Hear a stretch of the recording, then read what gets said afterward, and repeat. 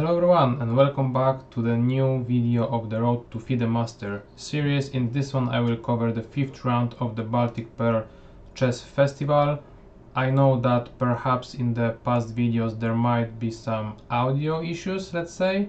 No one complained about it in the comments, but I felt like it's not ideal as I wanted to be.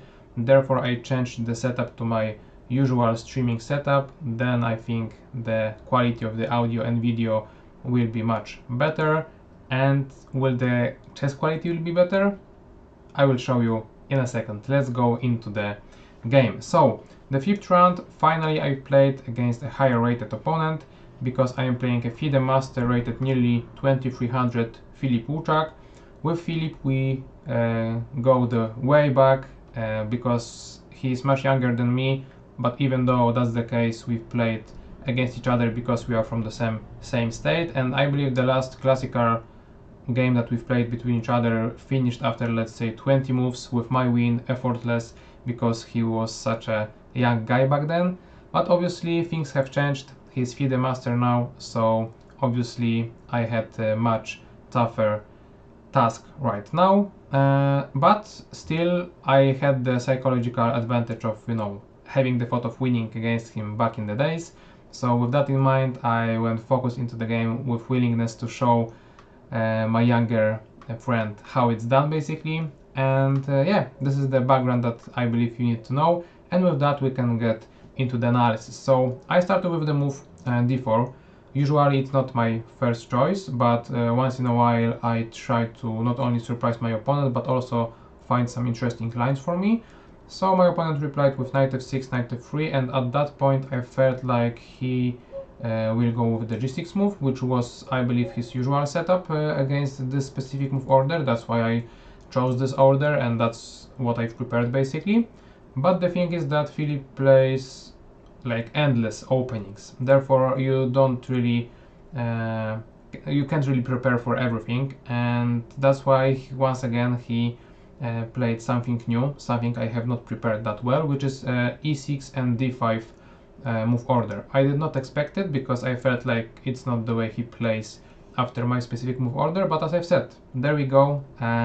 Filip is a very flexible player, and once again he's playing something new. So at this point, in general, my idea for the game was to try to fianchetto my bishop and go into some Catalan style at opening, let's say, and it made no difference at this point. So I played knight c3 first, and then after bishop e7, instead of entering, let's say, the queen's gambit declined Karlsbad structure, I decided to play g3 move. And after g3, obviously castle, bishop g2, and he opted for c6. So I thought that maybe we can transpose into some positions that actually such position occurred in his games, but he has never played c6 here. I don't really remember what was the move that he was choosing here. Maybe it was c5, maybe it was take on c4, but the thing is that he has never played c6, and I was like out of ideas, out of preparation, and yeah, I did not feel that great about it. Obviously at that point I can just castle and not care that much, but at this point I have to think about what to do next. And the problem is that if I don't know the setup, which is the Catalan setup, it might be problematic for me. I knew like 1 or 2, maybe 3 things about the setup, meaning that usually knight on e5 will do no harm for me, rather just help out. Therefore I opted for such move without much thought because I felt, okay, knight is well placed there, so why not? But then after bishop a6, I don't really face any, let's say, problems, but some questions. How do I want to proceed? Because the pressure on c4 is growing. I'm not really sure if I want to take on d5, because then the bishop would open up, and indeed bishop a6 would be a very nice move. But if not taking, like, what can I do? And I watched some recaps and analysis of Grandmaster Mati Bar here on YouTube. He records in Polish, but thankfully I'm also a Polish guy, so I can hear those great analysis. And I don't really remember when, how am I supposed to play this move, but I remember the idea of queen d3. He mentioned it, I believe, in the Catalan systems, but as I've said, when and how, I don't know. So this was the move I considered, trying to play some strange looking move, defending the c4 pawn, but also having an eye to e4 square allowing me to play such move in the future perhaps, but I really didn't like the fact that I'm putting my queen into the square that it's pinned. Then I thought, okay, maybe queen b3, but once again, queen b3 looks okay, but whether I will be able to navigate such structure easily, I don't know. So I thought, okay, since my opponent usually don't play such system and I also don't do it, perhaps we are both out of prep, out of opening theory and so on, so maybe let's just spice things up. So I was kind of bluffing here, but I went with the move e4. As you can tell, I'm just giving up the c4 pawn, which I mentioned at the beginning was under the attack, but with the clear idea behind it. I wanted to sharp things up, make things complicated, act like I'm prepared and so on, so that my opponent might be more scared or something. So all the psychological tricks, and the idea is that after taking on c4, let's say with a pawn, I've prepared a move like d5, or maybe not prepared per se, but I was thinking about it very deeply, because since the bishop is here and it's closed by this pawn, it will not help on either this diagonal or this diagonal, and I felt like with this bishop staying here, maybe it might be useful for me. So move like d5 would open up the center, making my bishop an amazing one. Obviously I had to consider such move, but also some other ones. So after c5, initially I was thinking about playing a move like d6, with the idea that if opponent takes there, I might try to jump away with the knight, play e5, make some discovered attacks, but the thing is that I will give up just too many materials. So just to give one sample lines for you guys, if I take here, play e5, take the rook, it all seems okay, but at the end I'm losing the exchange too. So at this point I'm just 2 pawns down with no real compensation. It's not that great. So going back to this moment, if my opponent took with pawn, I would consider many other options, a4 being one of them, because it's in the spirit of the position, let's say, meaning that I am agreeing to the fact that I lost the pawn, but I don't allow my opponent to play b5, solidifying the structure. I maintain the advantage in the center, so I felt like, okay, I should be at least alright here, not losing yet. But then computer in the d5 c5 variation, even though I try not to look at the evaluation, suggested one crazy move that I just have to show it for content, because computer said that knight take f7 might be a very useful move, even though the chess.com review, let's say eval bar, is not showing that great of an advantage. Better computers show even bigger advantage. The thing is this: if my opponent now takes with a queen, with a king, I can take a pawn with a check, and after king takes e6, going out for a walk, now I have those e5 ideas that I've mentioned, meaning that I am hitting the knight, hitting the rook, and the king is stuck wide open in the center. So this was the whole idea, and I believe after rook f7 it also works similarly, but also I can get a pawn additionally for free with the attack to the rook, with e5 coming, so all in all working perfectly. So perhaps in the game I would find such idea, or maybe not, we will never know, but the point is, after d takes c4 I prepared d5, I was preparing it. My opponent though went for the bishop takes c4 move, and the idea is that we are exchanging one set of light pieces, and now I push d5. At this point also I had the opportunity to play e5 and maybe knight e4, which would be in a spirit of this opening, let's say, because I maintain the control over the center, I have the space advantage, I have the bishop pair, so quite some compensation for this pawn, but I just didn't know how to navigate later on. I didn't want to get into such position where I can get easily outplayed. So I just sticked with my plan, initial one, and pushed d5. And whenever the position opens, I am more than happy. But obviously opponent decided to take on c4 with the bishop, so that the knight from e5 is no longer on the board, because at that point opponent played e5. And it is allowed because knight is no longer staying there. And the idea is that with e5 move, my opponent is blocking the bishop. So I was counting on this bishop heavily, and now it's completely locked, and this was a good strategical idea by the opponent. Not only that, I now have to deal with this pawn loss because I am still a pawn down, and there are no such clear ways to really take it back, to be honest. Mostly to the fact that if I take the pawn on c6 now, The problem is that opponent might try to exchange the queens, take a pawn, and if I attack this pawn, knight a5, rook c8, and I might have many difficulties getting it back. Obviously computer says it's 0.0 because it's a computer and it feels comfortable even with pawn down or wherever, but as a human I was not feeling that great without a pawn, with no real compensation and the plan how to proceed. So at that point, after e5, I knew that I will play move queen e2, with the idea that my opponent will never really take on d5, because after ed5 this pawn is weak, this pawn is weak, I have the opportunity to push d6 and so on, so I expected only b5, after which I prepared d takes c6. So I got back the pawn, but obviously it's not the greatest one, right? It's stuck in here under the attack, so I am just holding my position based on the dynamic. So I was happy with that. I calculated all this stuff, so I was thinking, okay, it's okay, let's say. But opponent had a very interesting choice in here, meaning that he can either try to defend this pawn in order to later take this one, or he can actually take this one immediately, leaving me the b5 pawn to be taken, or he can play other move like let's say queen a5 that he actually chose.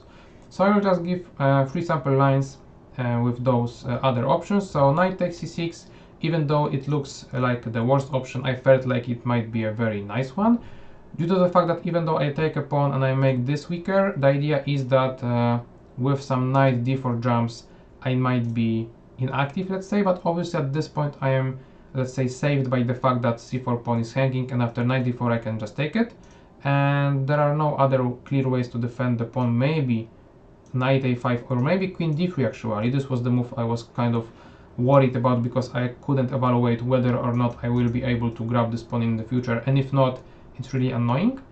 So yeah, I was not that let's say confident in this variation. I was more confident, I believe, in the a6 variation, because at that point not that much changes, but only the fact that I can play a4 and then take on b5, really kind of transposing to the same setup but without a pawns. But the difference was that at that point actually opponent can play knight d4, with the idea that if I now take on c4, a takes b5 happens, and I'm attacked here and there, so it's not that pleasant. And if I take the rook, b takes c3, here, now this pawn is once again not that easy to be taken, and the knight is in the center. So I felt like objectively, out of all the variations that my opponent had, this was the best one for him. Yeah, he didn't go for it, so that's also the case. At that point I felt like I can also try to play knight d5, with the idea that if he takes, I have those amazing pawns, so obviously he would not do it, he would play now here, but then I kind of can try rook d1 with some, you know, discovered attacks, but it would not be working simply. So yeah, I would have to go with a4 and the variation that I just showed. Anyway, going back to the game, he opted for queen a5, trying to activate his piece, defend the pawn, and still threaten to take mine. But I felt like it might be an inaccuracy, because I can just simply once again play a4. And with the pawn on a6, I believe it was more natural for the opponent to deal with this situation. At this point, even though queen is pinning the pawn to the rook as of now, if I, let's say, develop my bishop somewhere, I might have ideas to, you know, to take on b5 later on, and also I can right now take with a knight. So it's like, whether you take here or here, I will have time to either take your pawn or develop my bishop, if that makes sense.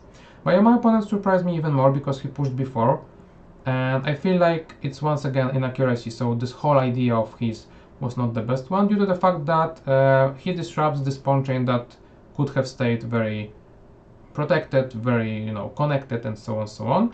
I felt like at this point once again he can try to simply take on c6, and if I take on b5 now, he can play a6, and during my calculations I felt like I might go for such line, but I did not know if that's the pawn that I would really be able to take, and also my queen is kind of misplaced there.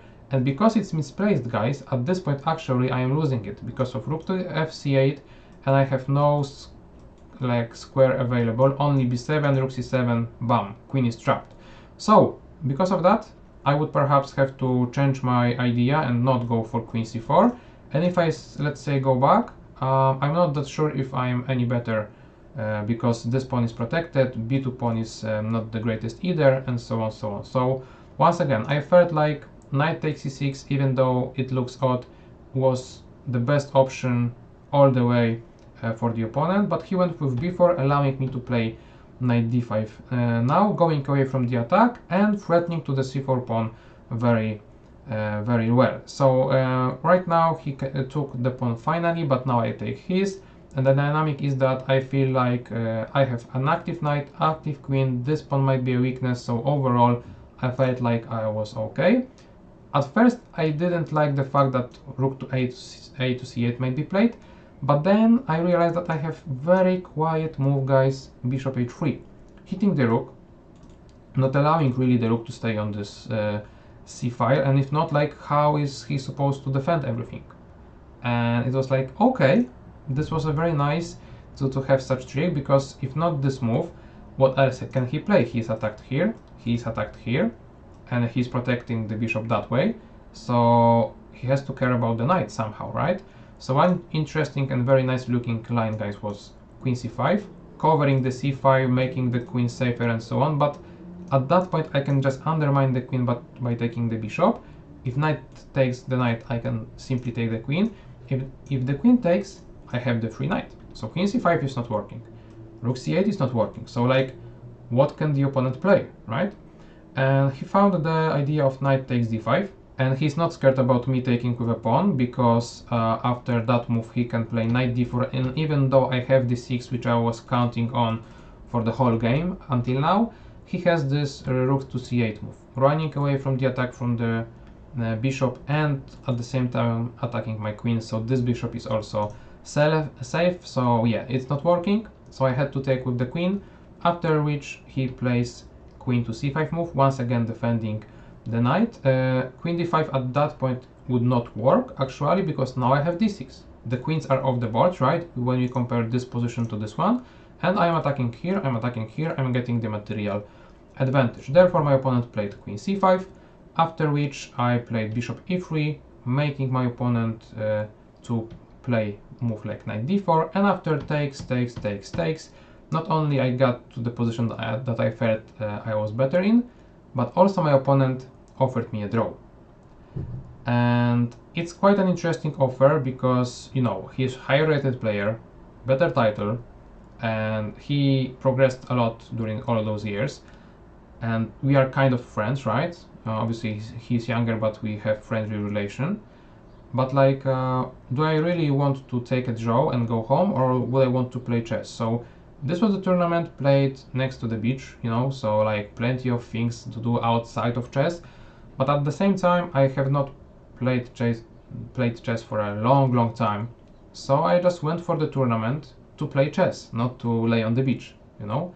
So for those reasons I decided, okay, I feel like I still am better here, even though we have the opposite colored bishops, which may suggest that the position will most likely end in a draw. Let's just continue playing, because that's what I came for, right? So I knew that after this quick thought that I've just explained, I will refuse to accept the draw, but the thing is, okay, now is the critical moment after all the exchanges, how to continue. So the obvious way to try to play this game onwards would be to try to take control over the c file, because after I play the move like this, he plays there. Now I have this bishop h3 move, right, taking control over the c5 completely, but I just didn't like the fact that he can now try to push the d pawn very high up the board. If he goes to d2, it might be impossible for me to get the pawn. So after bishop f1, d3, rook d1, bishop f6, very important in between move, harassing my pawn. After b3, d2, he can then play bishop c3 and basically defend the pawn for good. So I didn't want that, it was more or less forced, so I tried to look for alternatives, and I found the move rook f to d1. I found it because obviously it's one of the candidate moves, and it's kind of obvious to think about it since it's attacking the pawn, but at the same time I'm kind of giving up the c file.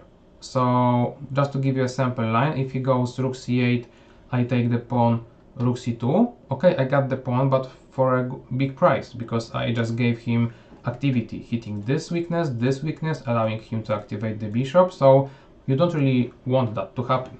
If you want to take a pawn, do it in a way that will not allow opponent to take over the initiative. So I just had to calculate a lot of stuff after rook c8, which was obviously played, and I've decided to go simply with rook d2. The idea is this: I am in no rush. This weakness is a weakness like forever.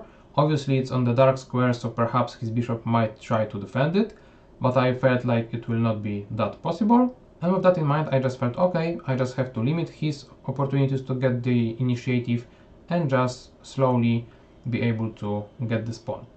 And he took my bait, to be honest, because I believe that the best way to continue this position would be to perhaps play rook f to d8, simply giving up the pawn but for the price of once again activity, right? So hitting here, hitting here.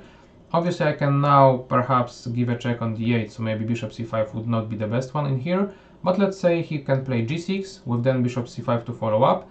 He has an active rook, active bishop, one pawn down, that's for sure, but I felt like it might be very hard for me to progress, even though I have quite a nice way to maneuver my pieces to attack the f7 pawn.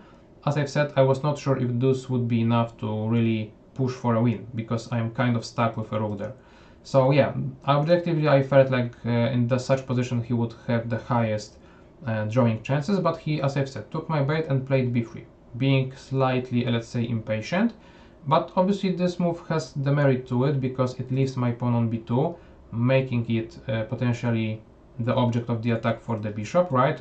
Like the simplest line of all is I take the pawn, he play bishop f6, and even though I can try to defend it, now rook c2 is coming, so this pawn like helps a lot and so on, so plenty of problems for me. But as I've said, I was in no rush, and I've decided to let's forget for now about the d4 pawn, let's focus on b3, because it's once again a weakness, right? So I played rook to d3 move, rook f to d8, and a very important, I believe, move rook to f1, because if I took the pawn on b3 immediately, this pawn might be a little bit too quick for me to really be able to get better position. So I played bishop to f1, covering the d3 square, and the idea behind it is not only to cover the square so that I can take the pawn with a rook, but also if he now tries to go with the rook to b8 move, protecting the pawn, I can now zigzag my way for the pawn with the bishop. So that was my whole idea. Anyway, here after bishop f1 just played simply a5, allowing me to take a pawn, because he wanted to get some activity and close my rooks. Once again, very interesting practical choice. At that point I felt like, okay, I got the pawn, I may slowly start to, think about how to win the game in general. And I had the idea in mind. I wanted to kick away the rook, place my bishop in a better spot because it's protected by the pawn, double stack my rooks. If they are double stacked, then I can perhaps play b3, bishop c4, make my bishop even better, and so on, slowly getting there. But I've missed one thing, guys. I've missed what can black do now, because I felt like it's nothing to be done from his perspective. But when you are in such a problem, when you have such problems as black, you want to have some more activity for your pieces, some less pawns on the board, because it would increase your drawing chances in this setup. And he plays f5, and I've completely missed this idea, trying to just exchange as many pawns as possible. So I was not happy with my bishop d3 b5 maneuver, but in the end I had to deal with it, right? So at this point there is no time to really be mad at myself. I have to still calculate variations, so I just took the pawn, stacked the rooks anyway, but I felt like he would play this move, right? So he goes after my weakness on f2, which I can get rid of only by playing f4. And I felt like I might have a slight chance in here if he tries to be overprotective and starts with the move bishop c5 covering the pawn instead of g5 immediately. Now I've prepared this bishop c4 check, bishop e6 move, which makes this rook kind of out of moves, and as of now this rook is kind of stuck. So obviously still plenty of grind to win the game, but I felt like limiting at least one of his rooks might be beneficial for me. So I wanted that variation to occur, but as I've said, at this point he was not, let's say, overprotective. He played g5. The idea is simple: I cannot take the pawn right now because of the spin, and this is killing me, let's say, in terms of not being able to really get more material advantage. So I went with bishop c4 check anyway, and bishop e6. Once again with this very similar idea. If he plays rook f6, f5, this rook is stuck, so very nice. But he can also play rook c5, but if he plays rook c5, as you can tell, the c5 square is no longer available for the bishop, so I can take the pawn, right? So I take the pawn. For a moment, for a second, I am 2 pawns up, but the problem is that he is trying to get some activity, and will get it, and also he can try to exchange more and more pawns. So I expected, to be honest, the move rook to c2, hitting the pawn, hitting the other pawn, you know, cutting away my king, and once again allowing the bishop c5 move to be played. After which I prepared in between check, let's say, with the rook, and now I had a dilemma where to go with the bishop. And to be honest, I calculated bishop d5, bishop h3, bishop a2, bishop g4, plenty of ideas, and I will give you 2 sample lines of what I wanted to achieve. So with bishop on a2, I was trying to deliver the checkmate, and while using, let's say, the diagonal b1 to h7, the 7th rank, the h file, and so on. So the sample line would be this: rook b2, rook f1, takes here, bishop b1 check, right? Here, here, here. Very nice checkmate, including all my pieces. But you know the problem, right? The bishop is just hanging, and that's the thing. So I thought, okay, if bishop in here cannot deliver this crucial check, maybe I can go to d5, right? Because at that point, if he now takes, I can basically repeat the variation and then go for the checkmate. But obviously, he does not have to play the variation in a way that would allow me to checkmate him. As you can tell, Ival Bara did not even move. And I was not happy with the idea that he can just simply take my pawn on f4 now. And after rook f1, now since he did not waste a tempo on taking this pawn, he can simply play king e5, not really protecting the pawn or anything that well, but also having an eye on my bishop, making my rook stuck and forced to be really protecting the bishop. So in the end, I would perhaps have to exchange here, here, here, take on h7, but this position does not guarantee me any winning chances, to be honest. So bishop d5 and bishop a2 was not working, so I believe I would have gone for bishop h3 move, trying to set up once again some other checkmate patterns, because with the bishop and with the rook I take all the squares for the king, so all I have to do is transport my rook somewhere here. And I can do it by d6, but bishop protects. I can do it by e1, e6, but bishop protects. So this one bishop covers everything. So this was the problem. And also the problem was that at this point he can just simply try to start taking my pawns. And I felt like at this point I might have chances to even lose the game, but I found the bishop to c8 move with rook covering this pawn, rook covering this file. So like I should be winning. What do you think, guys? Because I grabbed additional pawn. I'm just 2 pawns up right now, but the problem is this: I cannot activate any of my rooks, and the bishop is just too weak to do anything. So my king is stuck in the corner. I have to take care of him all the time. So like no real chances for me to win the game. And because of that, I felt like in any of those moves there perhaps would be a draw. So whether I was happy if my opponent when my opponent took here, perhaps yes, because I felt like, okay, in here I might have some more winning chances, one of which was rook to f1 move, because right now I am pinning the pawn to the rook, and he cannot really take the pawn because I can give a check, take a rook, and cover this one, being a 1 rook up. But the thing is this, guys. I calculated until this point, and the idea is that even though black is down a rook, he's not losing, because he can take my pawn on h2 with a check. I cannot take really a pawn because I would lose my rook. And after king g2, rook f1, I cannot take the rook because the pawn promotes. So in the end, I did not get this rook advantage, really. So it would be a draw. And I believe my opponent, because he was low on time for like last 10 moves, below 10-minute mark, I felt like he might have calculated the line until this point, same as myself, and did not calculate it any further. That's why he didn't go for it, because if he knew that it's a draw, there is no better way to continue than take the pawn and exchange as many things and pawns as possible, right? So he went with rook to e5 move instead, allowing me to give an in-between check going away from this pin and going away with the bishop too. Obviously more exchanges are forced, and at this point I'm not exchanging the rook, I still want to win. So guys, I've been talking for nearly half an hour, we are still not even in the half of the game, to be honest, so I will just speed things up, not only due to the fact that I wanted to be faster, but also because from this point onwards, for like next 30 or 40 moves, nothing really happened, because look at this, guys. We have opposite colored bishops. My only pawn advantage is this one, which is obviously blocked. So like, how can I proceed? I felt like it has to be a draw, and it's objectively a draw, but nothing stops me from playing on, right? So that's why I decided to just try to continue. So I just started, you know, giving some checks, moving pieces around, not really achieving nothing, but just continue playing. I felt like in the meantime I got the quite a good position because I had this rook stuck on a file not being active, but still it's a draw. It's a draw, it's a draw, it's a draw all the time. And the idea is that even though I might look like I'm progressing, I'm really not.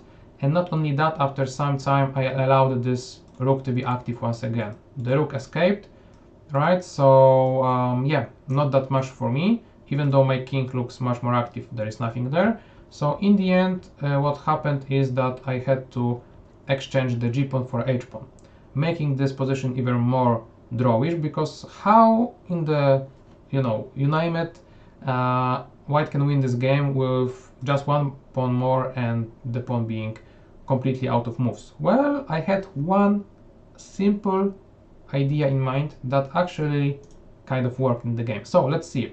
I believe that for the opponent the best move would be to just play rook g7, let's say after my check from the rook king b7, and it's like everything is protected, there is no way for me to check the king, checkmate the king, push my pawn, whatever, it's a complete draw. My opponent on the other hand went with king c5 and king d4 maneuver, which seems a little bit odd. Usually you want the king to be somewhere here in order to stop my pawns from advancing or whatever, not going like the other way around, right? So it was strange, and this is when I had this idea growing in my mind, because I felt like at this point, if I will be able to somehow now get my pawns going, this king is just on the completely wrong side of the board.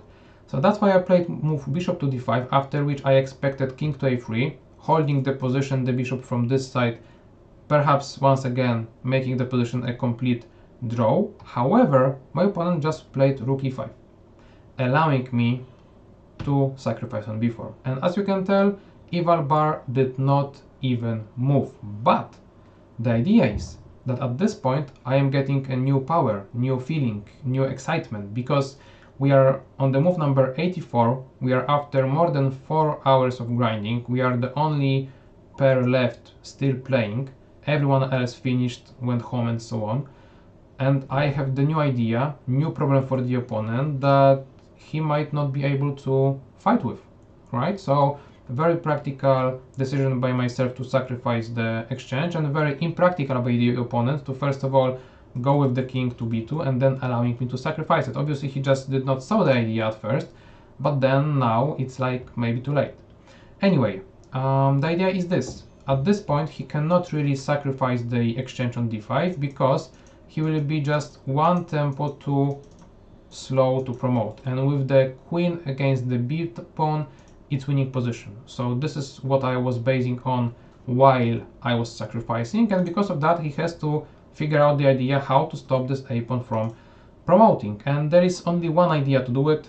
Not so easy, especially if you are so low on time after such a long grind. So the idea is this: he has to go rook h5, which he did, and after a6 he has to give a check, which he did.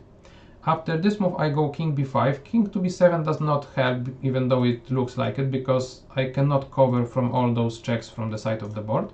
So I have to go back to b5, protecting the pawn, and now he can try to play rook h5 once again. The idea is this: I cannot push a7 yet, because after he takes my bishop he can then try to cover the promotion square with the rook, so I cannot sacrifice my bishop, it would be too precious to give up. So I play king c5, so I made like a triangle maneuver, let's say, trying to not allow my opponent to check my king on the 6th rank, trying to protect my bishop, which is protecting also this pawn, and setting up the pawn push. And the idea is that at that point, in this specific position, only one move is drawing, and it's counterintuitive one, I would say, because once again it's rook h6.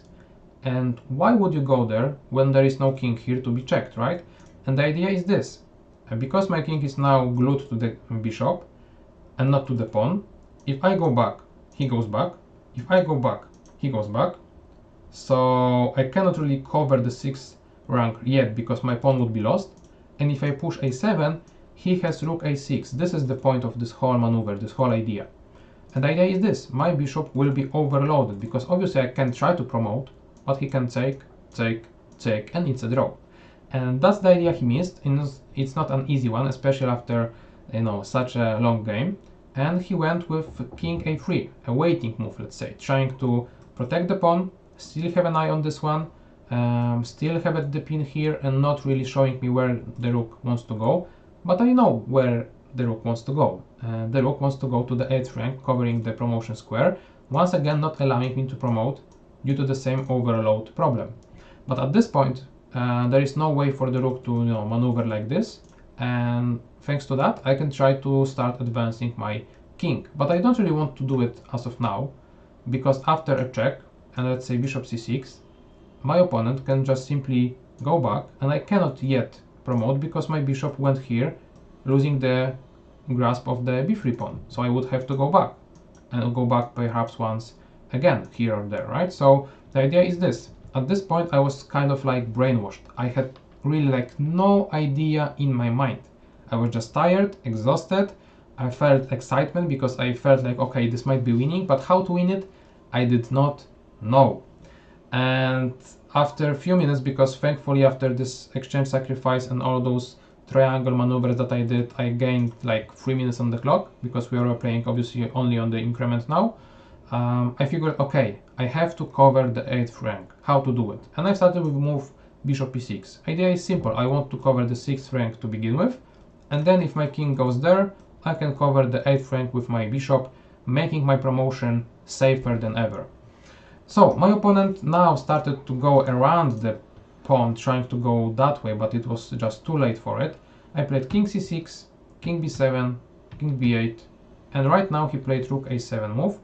Rook e7, sorry, once again leaving me like not speechless but brainless, like what to do now? Should I go here? No, I will allow him to checkmate me check me all the time.